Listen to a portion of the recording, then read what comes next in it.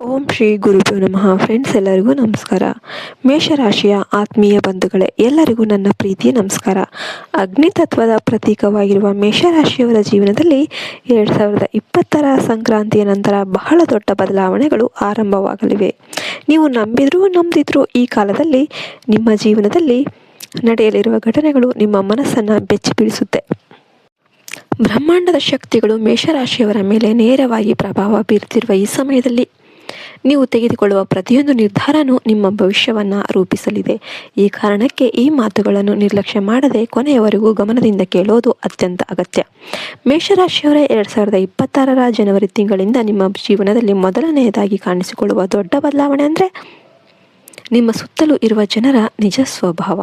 ಇದುವರೆಗೆ ನಿಮ್ಮ ಜೊತೆಯಲ್ಲೇ ಇದ್ದವರು, ನಿಮ್ಮನ್ನು ಹೊಗಳಿಕೊಂಡು ಬಂದವರು ಏಕಾಏಕಿ ನಿಮ್ಮ ವಿರುದ್ಧ ತಿರುಗುವ ಸಾಧ್ಯತೆ ಇದೆ. ನಂಬಿಕೆ ಮತ್ತು ಮೋಸದ ನಡುವೆ ನೀವು ಸಿಲುಕಿಕೊಳ್ಳುವ ಸಂದರ್ಭಗಳು ಬರುತ್ತೆ. ವಿಶೇಷವಾಗಿ ಹಣದ ವಿಚಾರದಲ್ಲಿ ಹಾಗೂ ಸ್ನೇಹದ ಹೆಸರಿನಲ್ಲಿ ನಡೆಯುವ ಮೋಸಗಳಿಂದ ನೀವು ಎಚ್ಚರವಾಗಿರಬೇಕು. ನಿಮ್ಮ ಸತ್ಯ ಮತ್ತು ನೇರತನವೇ ಕೆಲವರಿಗೆ ಅಸಹನೀಯವಾಗುತ್ತೆ. ಇನ್ನು ಎರಡನೆಯ ಮಹತ್ವದ ವಿಷಯ ಏನು ಅಂತಂದರೆ ಕುಟುಂಬ ಜೀವನ. ಮೇಷರಾಶಿಯವರ ಮನೆಯಲ್ಲಿ ಮಾತಿಗೆ ಕಲಹ, ಸಣ್ಣ ಸಣ್ಣ ವಿಷಯಗಳಿಗೂ ದೊಡ್ಡ ಜಗಳಗಳು ಉಂಟಾಗುವ ಸಾಧ್ಯತೆ ಇದೆ. ಗಂಡ ಹೆಂಡತಿಯ ನಡುವೆ ಅನುಮಾನಗಳು, ಅರ್ಥ ಮಾಡಿಕೊಳ್ಳದ ಮನಸ್ಥಿತಿ ಹೆಚ್ಚಾಗಬಹುದು. ಇದಕ್ಕೆ ಮುಖ್ಯ ಕಾರಣ ನಿಮ್ಮ ಕೋಪದ ಸ್ವಭಾವ. ಕ್ಷಣಿಕ ಆವೇಶದಲ್ಲಿ ತೆಗೆದುಕೊಳ್ಳುವ ನಿರ್ಧಾರಗಳು ದೀರ್ಘಕಾಲದ ನೋವಿಗೆ ಕಾರಣವಾಗಬಹುದು. ಈ ಸಮಯದಲ್ಲಿ ಶಾಂತತೆ, ಸಹನಶೀಲತೆ ಅತ್ಯಂತ ಮುಖ್ಯ. ಮೂರನೆಯದಾಗಿ ಸಮಾಜದಲ್ಲಿ ನಡೆಯುವ ವಿಕೃತ ಬದಲಾವಣೆಗಳು ಮೇಷರಾಶಿಯವರನ್ನು ಆಂತರಿಕವಾಗಿ ಕಾಡುತ್ತೆ. ಧರ್ಮ, ನೀತಿ, ಮೌಲ್ಯಗಳ ಬಗ್ಗೆ ಜನರಿಗೆ ಗೌರವ ಕಡಿಮೆಯಾಗ್ತಿರೋದನ್ನು ನೋಡಿ ನಿಮ್ಮ ಮನಸ್ಸು ನೋವು ಪಡುವುದು ಖಚಿತ. ಮಕ್ಕಳಲ್ಲಿ ಹಿರಿಯರ ಮಾತಿಗೆ ಮೌಲ್ಯ ಇಲ್ಲದಂತಾಗುತ್ತೆ. ಗುರುಗಳನ್ನು ಪ್ರಶ್ನಿಸುವ, ತಿರಸ್ಕರಿಸುವ ಮನೋಭಾವ ಹೆಚ್ಚಾಗುತ್ತೆ. ಇದರಿಂದಾಗಿ ಸಮಾಜದ ಸಮತೋಲನ ಹದಗೆಡುವುದು ಸ್ಪಷ್ಟವಾಗಿ ಕಾಣುತ್ತೆ. ನಾಲ್ಕನೆಯ ಪ್ರಮುಖ ಸೂಚನೆ ಎಂದರೆ ಪ್ರಕೃತಿ ವೈಪರೀತ್ಯ. ಮೇಷರಾಶಿಯವರು ಪ್ರಕೃತಿಯ ಜೊತೆ ಹೆಚ್ಚು ಸಂಬಂಧ ಹೊಂದಿರುವವರು. ಆದರೆ 2026ರಲ್ಲಿ ಅಕಾಲಿಕ ಮಳೆ, ತೀವ್ರ ಬಿಸಿಲು, ಭೂಕಂಪದ ಭಯ, ನೀರಿನ ಕೊರತೆ ಅಥವಾ ಅತಿವೃಷ್ಟಿ ಇಂತಹ ಸಮಸ್ಯೆಗಳು ನಿಮ್ಮ ಬದುಕಿನ ಮೇಲೆ ಪರಿಣಾಮವನ್ನು ಬೀರುತ್ತೆ. ಕೃಷಿ, ವ್ಯಾಪಾರ, ಉದ್ಯೋಗ ಕ್ಷೇತ್ರಗಳಲ್ಲಿ ಅನಿರೀಕ್ಷಿತ ಎದುರಾಗಬಹುದು. ಈ ಸಮಯದಲ್ಲಿ ಯಾವುದೇ ದೊಡ್ಡ ರಿಸ್ಕ್ ತೆಗೆದುಕೊಳ್ಳದೆ ಸ್ಥಿರವಾಗಿ ಮುಂದುವರಿಯೋದು ಅತ್ಯುತ್ತಮ.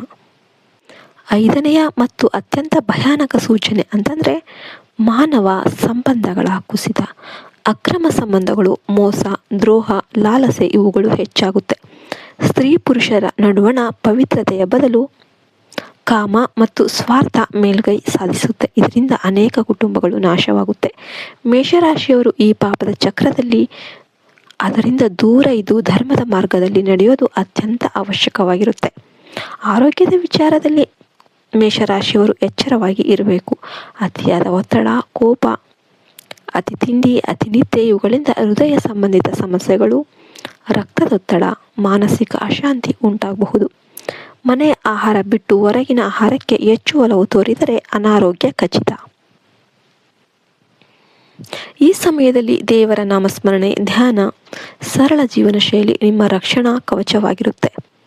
ಮೇಷರಾಶಿಯವರೇ, ಈ ಎಲ್ಲ ಘಟನೆಗಳು ನಿಮ್ಮನ್ನು ಭಯಪಡಿಸಲು ಅಲ್ಲ, ನಿಮ್ಮನ್ನು ಎಚ್ಚರಿಸಲು ಮಾತ್ರ. ಕಾಲಜ್ಞಾನ ಎಂದರೆ ವಿಧಿಯ ಘೋಷಣೆ ಅಲ್ಲ, ಅದು ಮುನ್ನೆಚ್ಚರಿಕೆಯ ದೀಪ. ನೀವು ಧರ್ಮದ ದಾರಿಯಲ್ಲಿ ನಡೆದು ಸತ್ಯವನ್ನು ಹಿಡಿದು ಅಹಂಕಾರವನ್ನು ಬಿಟ್ಟು ಭಕ್ತಿಯಲ್ಲಿ ನೆಲೆಸಿದರೆ ಯಾವ ಅಪಾಯನೂ ನಿಮ್ಮನ್ನು ಸ್ಪರ್ಶಿಸಲು ಸಾಧ್ಯವಿಲ್ಲ. ವಿಶೇಷವಾಗಿ ಹನುಮಾನ್ ಚಾಲೀಸ, ಶಿವನ ನಾಮಸ್ಮರಣೆ ಅಥವಾ ಇಷ್ಟ ದೇವರ ಪೂಜೆ ನಿಮಗೆ ಅದ್ಭುತ ರಕ್ಷಣೆಯನ್ನು ನೀಡುತ್ತೆ. ಆದ್ದರಿಂದ ಮೇಷರಾಶಿಯ ಬಂಧುಗಳೇ, 2026ರ ಸಂಕ್ರಾಂತಿಯ ನಂತರ ನಿಮ್ಮ ಜೀವನದಲ್ಲಿ ನಡೆಯುವ ಈ ಬದಲಾವಣೆಗಳನ್ನು ಜ್ಞಾನದಿಂದ ಸ್ವೀಕರಿಸಿ, ಧೈರ್ಯದಿಂದ ಎದುರಿಸಿ. ಧರ್ಮವೇ ನಿಮ್ಮ ಶಕ್ತಿ, ಭಕ್ತಿಯೇ ನಿಮ್ಮ ಕವಚ. ಈ ವಿಡಿಯೋ ಒಂದು ಲೈಕ್ ಕೊಡಿ, ಈ ನಿಮ್ಮ ಆತ್ಮೀಯರೊಂದಿಗೆ ಶೇರ್ ಮಾಡಿ, ನಮ್ಮ ಚಾನಲ್ಗೆ ಸಬ್ಸ್ಕ್ರೈಬ್ ಮಾಡಿ. ಮುಂದಿನ ಮಹತ್ವದ ಸಂದೇಶಗಳನ್ನು ತಪ್ಪಿಸಿಕೊಳ್ಳದೆ ಪಡೆಯಲು ಬೆಲ್ ಐಕನ್ನ ಒತ್ತುವುದನ್ನು ಮರೆಯಬೇಡಿ. ಎಲ್ಲರೂ ಓಂ ನಮಃ ಶಿವಾಯ ಅಂತ ಕಮೆಂಟ್ ಮಾಡಿ. ಜೈ ಹಿಂದ್, ಜೈ ಭಾರತ್ ಮಾತೆ, ಹರಿ ಓಂ ತತ್ಸತ್. ಸರ್ವೇ ಜನೋ ಸುಖಿನೋ ಭವಂತು.